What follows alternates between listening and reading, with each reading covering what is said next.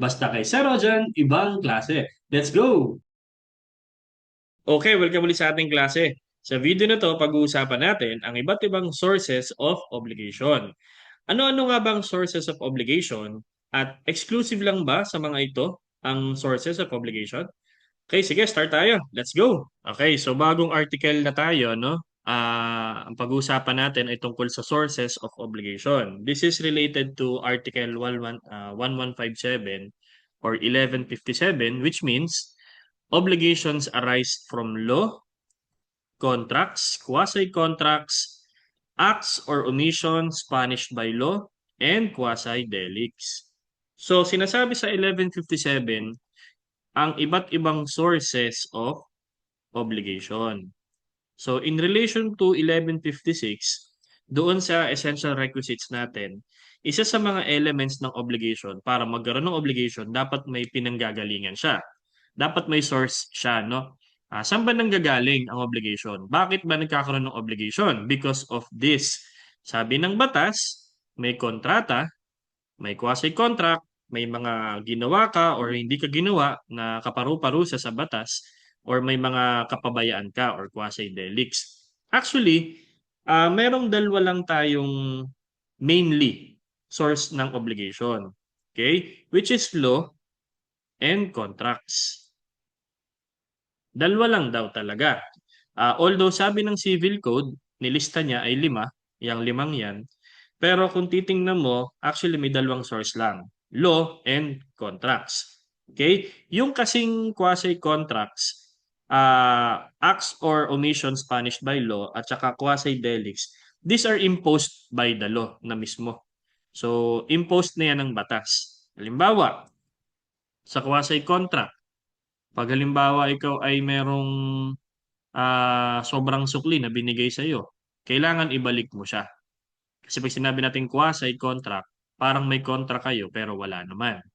Let's say, nagbayad ka sa jeep, sobrang sinukli sa'yo ng jeepney driver. Required mong isoli yun, sabi ng batas.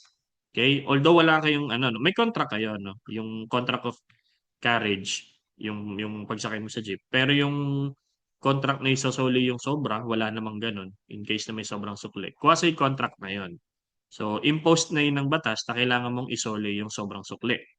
Okay? Yung acts or omissions punished by law, let's say nagnakaw ka, may ginawa ka, nagnakaw ka, o paparasuhan yun ng batas. Quasi-delicts, aksidente, nakasagasa ka, okay? Negligence, kapabayaan, naiwanan mo yung isang bagay, no? Hindi mo na bantayan. So siya ay quasi-delict, imposed na ng batas na may obligation ka. So yun. Pero sabi ng Civil Code, 5 yung ating sources of obligation. And then this 5, okay? So itong limang yan, exclusive yan. Ibig sabihin ng exclusive, dating. Hindi, joke lang. Pag sinabing exclusive, pag wala sa 5 yung source ng obligation, walang obligation. Let's say, halimbawa ay hindi ka nagsimba nung linggo. Paparasang, may obligation ka ba? Wala naman, ano? Kasi wala namang sinasabi sa batas na kailangan mo sumimba every Sunday. Okay? So, if there is an obligation arising outside of these sources, then there's no obligation. Kaya siya tinawag na exclusive. Okay? So, no obligation arises outside these sources. Meaning, no obligation arises uh, arises outside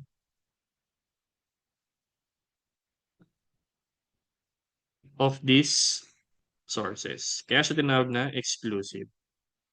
Diyan lang dapat manggagaling ang sources of obligation natin. So, isa-isay natin. Yung law, contracts, quasi-contracts, acts or omissions punished by law, tsaka quasi-delicts. Pero bago yun, magbigay pala muna tayo ng halimbawa dyan sa exclusive na yan. Sinasabi nating no obligation arises outside of these sources. Halimbawa, may isang taong nagkiklaim na siya ang may-ari ng isang lupa. Okay? Pero hindi niya masabi or hindi niya ma-assert dun sa kanyang complaint yung mode of acquisition ng ownership or at least yung certificate of title. Wala siyang may pakita. So, hindi niya pwedeng i-claim na kanya yon. Kasi dapat merong munang source yung kanyang kiniklaim. Okay? Yun. A person claiming to be the owner ng isang lupa, hindi niya pwedeng sabihin lang na meron siyang karapatan dun sa lupang yon. Kailangan ipakita niya dun sa kanyang complaint kung ano yung mode of acquisition ng kanyang ownership or kaya naman at least man lang yung certificate of title ay nakapangalan sa kanya. Okay? Para magkaroon ka ng right dun sa iyong kino-complain. So kasi pag may obligation, di may right. So dapat yung right mo, manggagaling din yan sa limang yan. Okay? Sasabihin mo rin dapat kung saan ka nanggagaling. Yung source ng iyong right. Kasi may obligation. Okay? Yan. Hindi siya pwedeng conclusion lang. Dapat meron talaga siyang assertion para magkakaroon ka ng cause of action for that. Okay? Sige. May tanong tayo. What about practice or custom? Isa ba siyang source of obligation? Kasi wala nakalagay dyan eh. Okay? Ito yung nakagawian. Custom or practice. Ito na po yung nakasanayan namin dito eh. Yan. Generally, so general rule,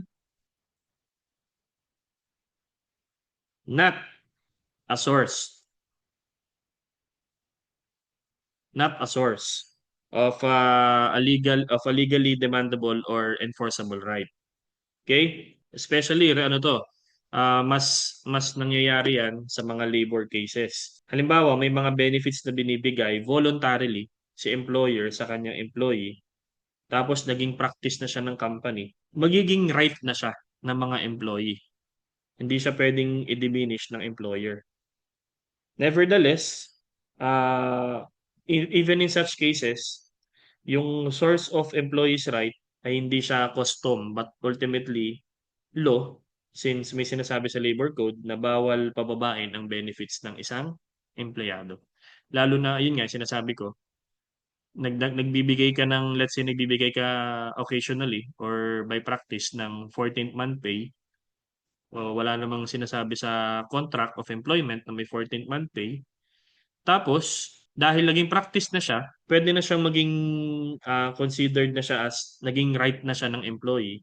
So, pag naging right na ng employee yon, hindi na pwedeng mapababa ng employer yon. Kasi, yung karapatan ng employee, hindi na yun ang source na pinanggagalingan ay custom, kundi batas na. Kasi sabi dun sa labor code, explicitly pinagbabawalan ang elimination or diminution of benefits. So, pag nakagawian mo na may 14th month pay na, magiging right na siya ng employee, traditional na yan. So, even though hindi siya stated sa contract, ang magiging source of right na ni employee ay yung law, which is labor code, prohibiting elimination or diminution of benefits. Pero generally, custom or practice is not a source of enforceable right. Okay? Yeah. So let's try to discuss one by one yung obligation arising from law, contracts, etc. etc. So unahin muna natin ang law. Yan. So ano ba ang law? Sabi sa ating batas, law is a rule of conduct. Rule of conduct. Just, obligatory, promulgated by legitimate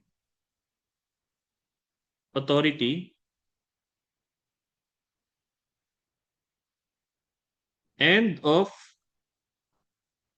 common observance and benefits. Yan.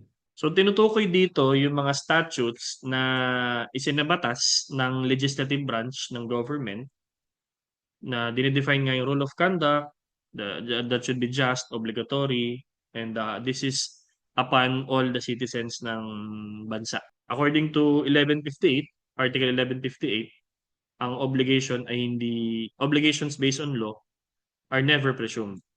So that is according to 1158. That will be discussed sa mga susunod na videos natin. Ano mga example natin ng obligations na nanggagaling sa batas? Okay? Halimbawa, Obligation to pay tax. Obligation to pay taxes. Yan. Kasi stated sa NIRC, National Internal Revenue Code, or sa kaya naman ay Local Government Code, LGC, kailangan mo magbayad ng tax kung ikaw ay may kinikita. So you're obliged to pay taxes. Siyempre, subject to sa mga exemptions yan. Especially kung hindi mo na-meet yung criteria para magbayad ng tax. Pero again, wala kang contract dyan kasi batas na nagsasabi na ikaw ay kailangan magbayad ng buwis. Okay? Ano pa? Kailangan mong suportahan ang pamilya mo. Obligation to support one's family. Hindi ito yung magiging bagong batas na or yung sinusulong ng isang senador na pag graduate ka, ang anak kailangan suportahan ng magulang. Iba 'yon. Obligation to support one's family. Ito naman ay yung mga halimbawa pag ikaw ay isa kang magulang, kailangan mong suportahan ng iyong pamilya. Okay? So, obligation to support one's family. So, anong batas ang nagsasabi niyan? So, that is under the Family Code of the Philippines. Yan. So, pag may batas na may kailangang gawin ang isang tao, kailangan niyang gawin. So, kasi ang source ng obligation ng isang person ay law. Okay? O bukod dun sa obligation to support one's family, obligasyon din ng mag-asawa ang magsama ng maayos, may mutual love, may respect, may fidelity, at dapat suportahan ng isa't isa kung kailangan ng tulong. So that is provided also in the family code. Okay? Ayan. What else? Next slide tayo para meron tayong bago sulatan. Sources of obligation, isa pa is contract. So may separate discussion tayo dyan. Pero ganun pa man, ano ibig sabihin ng contract? So pag sinabi natin contract, meron tayong meeting of minds. Meeting of minds. Okay, nagkasundo ang ating isipan. Okay?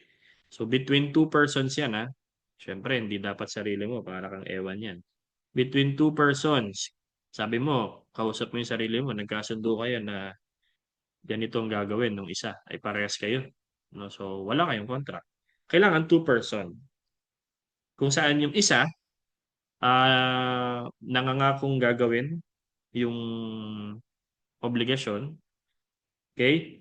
So, whereby yung isa binds himself with respect to the other na magbibigay siya or may gagawin siya. Okay? So, itong si contract, dumadaan yan sa tatlong stage. So, ito yung stages of contract natin. Una, may negotiation muna. So, nag-uusap muna dito or preparation. Yan, dito ninyo nilalatag yung gusto niyo mangyari. Pangalawa, pag tapos kayo mag-negotiate, nagkasundo na kayo, di meron na kayong perfection. Or birth. Pinanganak na dito si contract. Pagkatapos niya mag-negotiate. Pangatlo, pag nagawa na ni debtor yung kanyang part, yung obligation niya, okay na, no? Eh di consummation. Hindi consummation na. Consummation. Na-consume na. So, death. Tapos na yung contract. Okay? So, again, negotiation. Andyan yung period kung saan nagkakaroon ng usap in dalawa, which will now lead to perfection. Okay? Present na yung essential elements ng contract, which will be discussed in a separate lecture video. And finally, consummation. Ginawa na ng parties yung kanilang undertakings base sa contract. So therefore, extinguish na yung obligation. Patay na yung obligation natin. Hanggat hindi pa perfected yung contract, wala munang source of obligation. Kasi hindi pa perfected eh. Nabaw, nasa negotiation phase pa lang kayo. Wala pang contract. Hindi pa pwedeng masabing may obligation na. Kasi wala pang contract.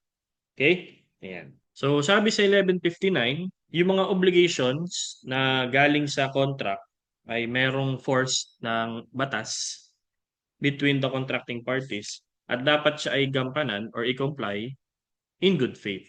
So this should be complied with in good faith. Complied with in good faith. Walang pandaraya. Okay? Pag hindi mo ginawa yung contract, so may same force siya ng batas. Okay? Tapos kung ano yung terms ng contract ninyo na napagkasunduan, yun yung magiging respective obligations ng bawat contracting parties. Therefore, pag mayroong contracting party na nag-violate ng napagkasunduan or stipulation, okay, kailangan gampanan niya kung ano yung base sa agreement. Okay? So, magkakaroon ng penalty or sanction. So, dapat itong contract, lahat ng mga stipulations, kasi may kalayaan ang mga parties na ilagay kung ano yung gusto nilang ilagay.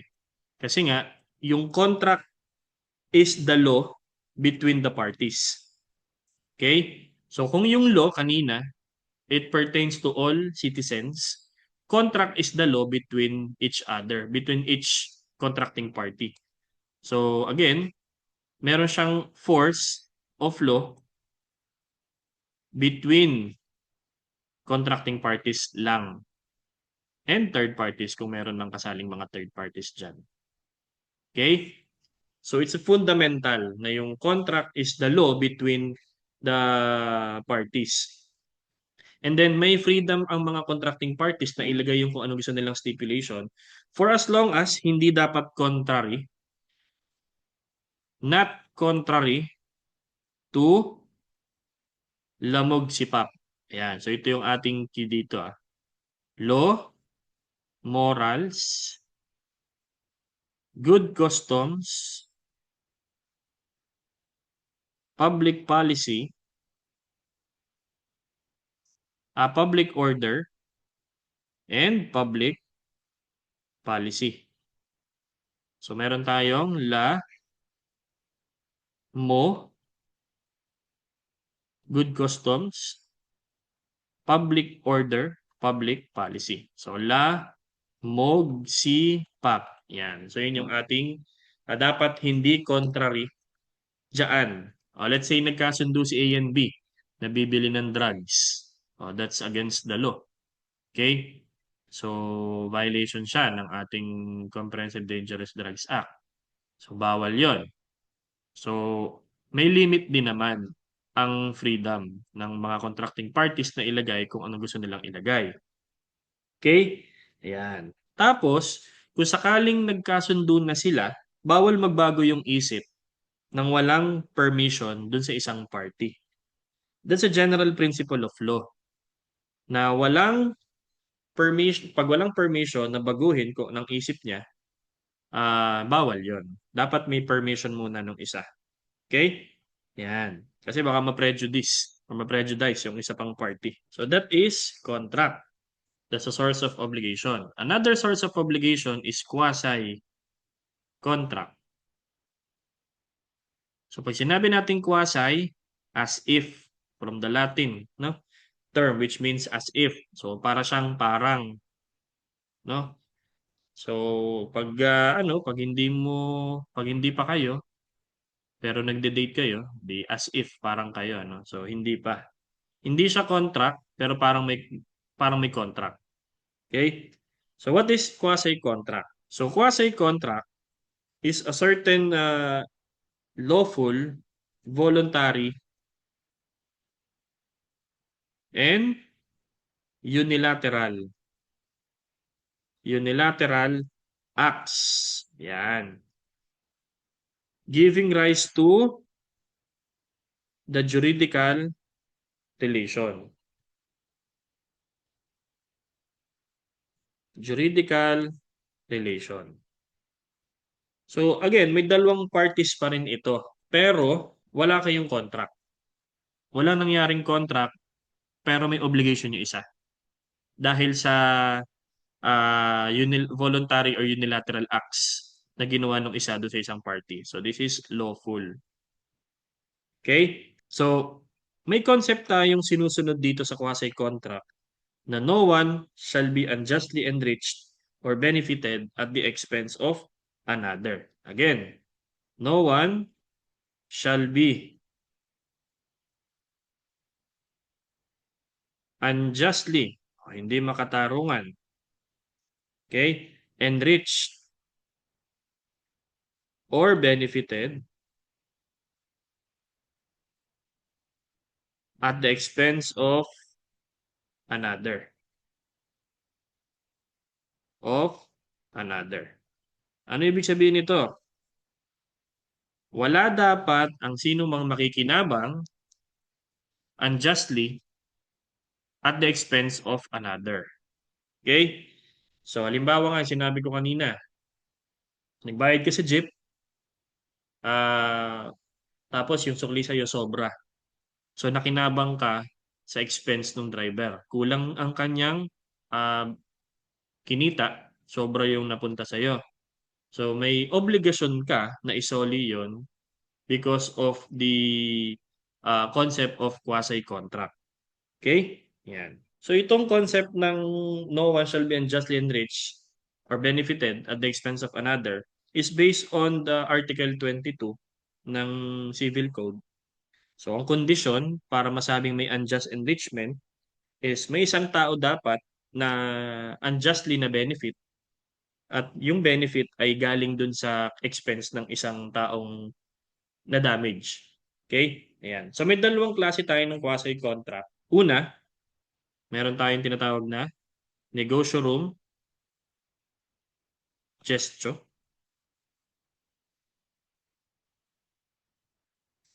And second, meron tayong solution indemnity.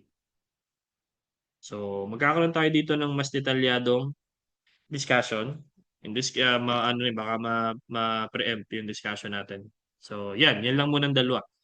Basically, ang negosyo room gesture, merong isang taong nag-volunteer na gawin yung ano makakabuti do sa isang tao na hindi niya alam. So dahil dun sa voluntary action na ginawa ng isa, na benefit yung isang party. So kailangan niyang i-compensate yung ginawa ng isang tao yun.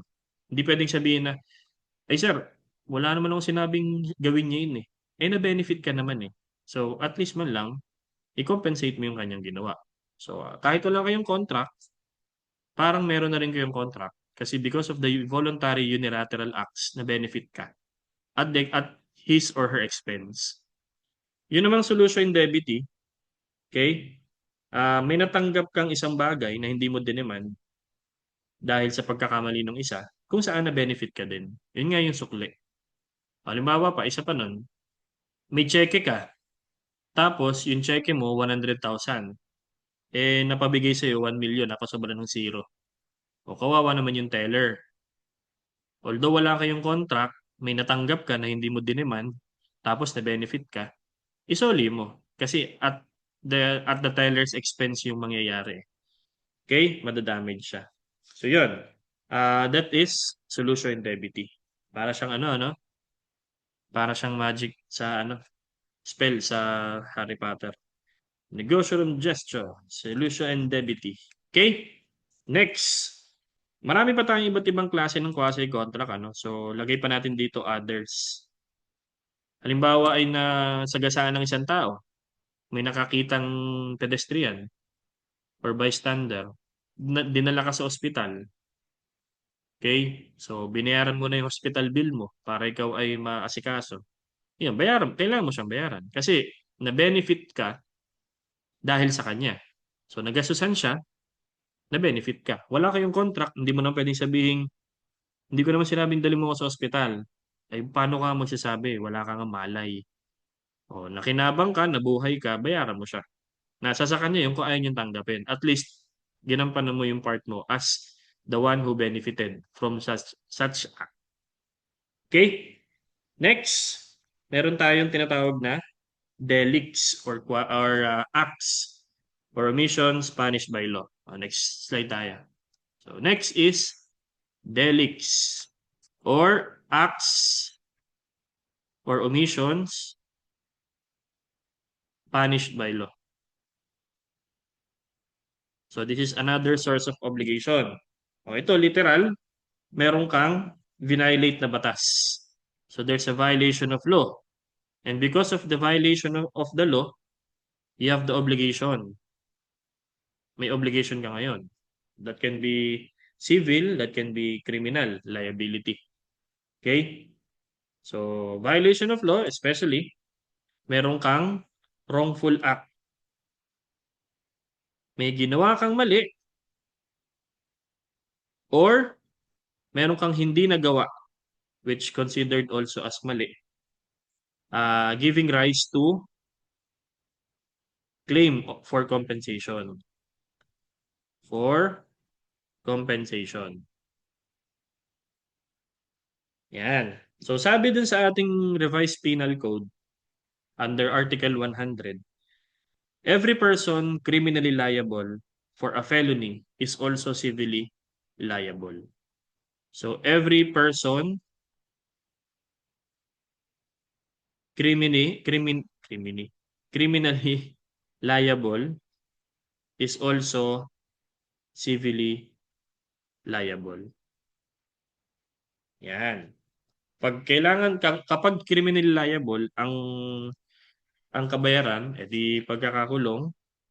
Pag makukulong ka, meron ka ring babayarang pera bukod sa iyong pagkakakulong. So, every person criminally liable is also civilly liable. That's under Article 100 of the Revised Penal Code.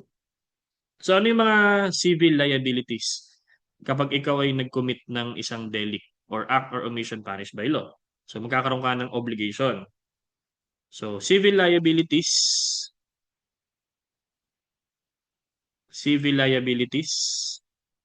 Number one, restitution.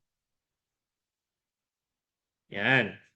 So pag sinabi nating restitution of the thing itself must be made kung kaya with the allowance sa deterioration. So parang i-ano mo siya, i-restore mo siya sa original value. O let's say halimbawa, ninakaw yung kalabaw. So si kalabaw, ninakaw mo yung kalabaw.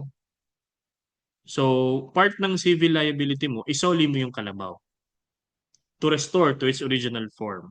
Restitution. Okay? O kung nanakaw mo siya ng ano ng may sakit, o di ibalik mo rin siya ng may sakit, no? Hindi pwedeng mag-demand si creditor ng mas healthy. O kaya naman tatatlong paa, bigay mo ng tatlong paa din. Kasi may allowance dapat yan sa deterioration or diminution ng value, depende yan sa court, no? So again, pag sinabing restitution, i-restore, okay? Even though siya ay nakita sa possession ng isang third person, na nabili niya by lawful means, halimbawa, nabili yung isang motor lawfully, hindi alam na bumili na nakaw yun. O kailangan ibalik yun.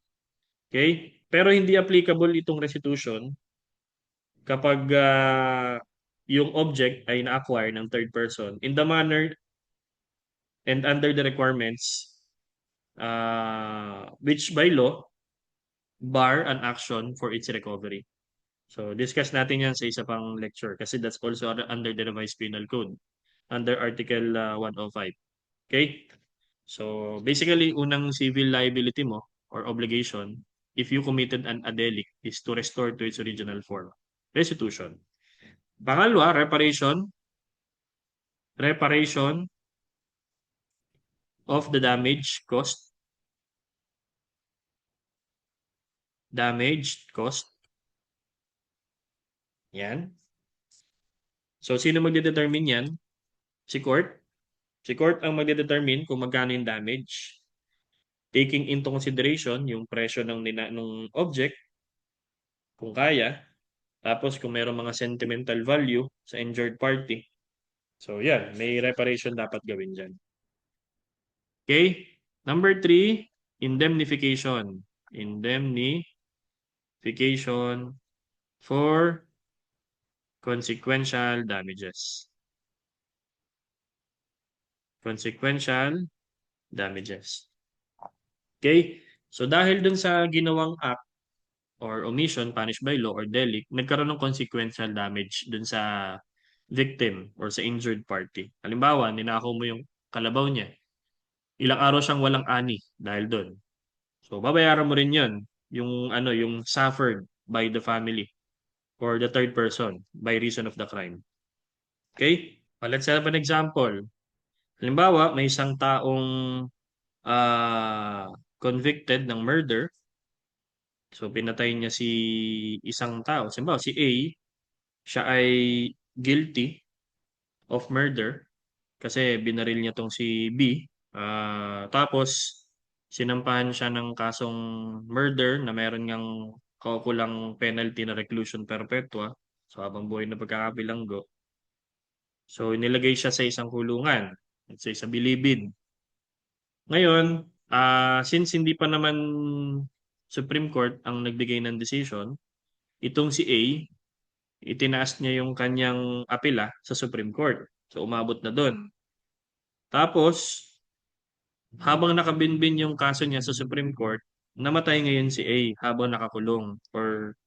Or yun, habang nakakulong, namatay siya, no? Yung bang pagkakamatay ni A, habang nakaapela siya, ay ma-extinguish yung kanyang civil liability. So, pag namatay ng isang convict, habang naka-pending yung kanyang appeal, ma-extinguish na yung kanyang criminal liability, as well as yung kanyang civil liability, based solely on the delict. So, yung consequence ng pagkamatay ni A, under the revised penal code, okay? Sabi dun kasi sa revised penal code, ang criminal liability is totally extinguished kapag namatay na yung convict as to the personal penalty. And then as to the pecuniary penalties, yung liability therefore is extinguished only kapag yung death ng offender ay nangyari bago nagkaroon ng final judgment. So, doon sa kasong sinabi ko, no, malinaw na namatay si A, yung pagkamatay ni A ay mawawala na yung kanyang criminal liability. Okay? Ayan. Anyway, so just some example tungkol sa civil liability and criminal liability. Next tayo, last one is quasi-delicts. Quasi-delicts. Yan. Ang quasi-delicts ay para rin siyang delict. So as if may acts or omission na punished by law. Pero ito, it's more of unintentional. So para siyang negligence. So this is due to negligence. Due to negligence. Dun sa acts or omission punished by law, delicts, that's intentional. So talagang ginawa mo siya. So ito, medyo aksidente ang dating. Okay? So kailangan meron ding damages na dapat bayaran. So walang contractual relation yung dalawang parties. Pero dahil nagkaroon ng damage, may kailangan bayaran. So magkakaroon na rin dong ng contractual relation on the base of quasi-delicts. So other term ng quasi-delicts ay tort. Yan, that's based on American law. Okay? So walang contractual relationship prior dun sa nangyaring negligence na humantong sa injury. So resulting to injury. Okay? Para masabi mo kasi ng isang tao ay negligent, may mga elements tayo dyan. So dapat ay may defendant, may taong at fault, may taong negligent. Dahil dun sa negligence, may isang plaintiff na na-injure. Siya nga yung makiklaim. Si plaintiff yung makiklaim ng damages. Tapos, yung relation of cause and effect is because of the negligence that was suffered by the plaintiff. Okay? So, just to reiterate or to be clear, si plaintiff ay siya yung magfa-file ng suit sa court at si defendant naman yung sinusu. So, may iba't ibang klase tayo ng negligence. So, kinds of negligence.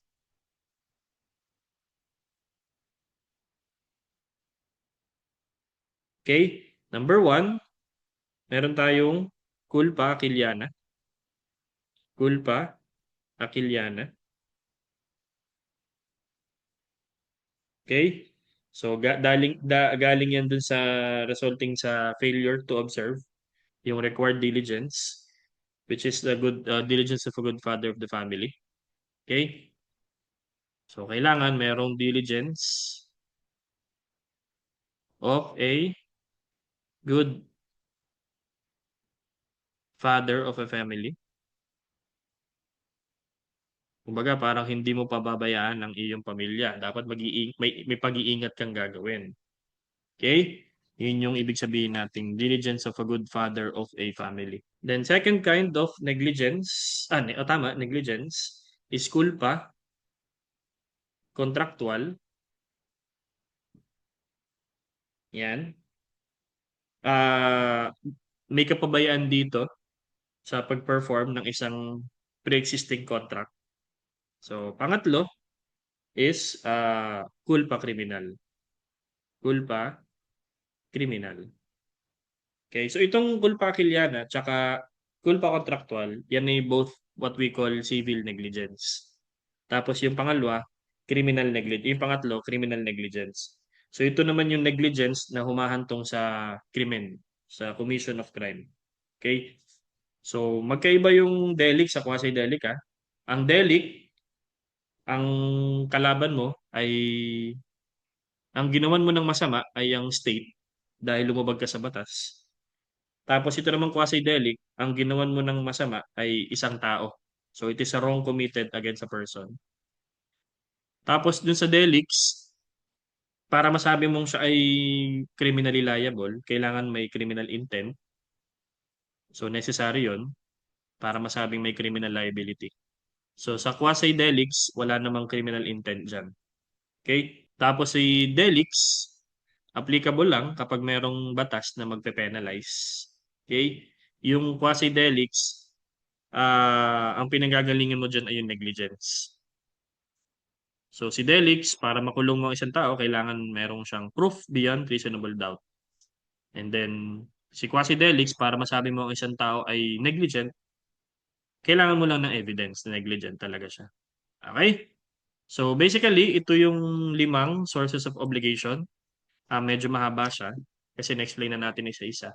Pero gagawa tayo ng isa pang lecture video na isa-isa natin i-discuss ulit yan. So one by one. So limang videos separately yan. So again, ang sources of obligation natin, we have law, contracts, quasi-contracts, delicts, or quasi-delicts.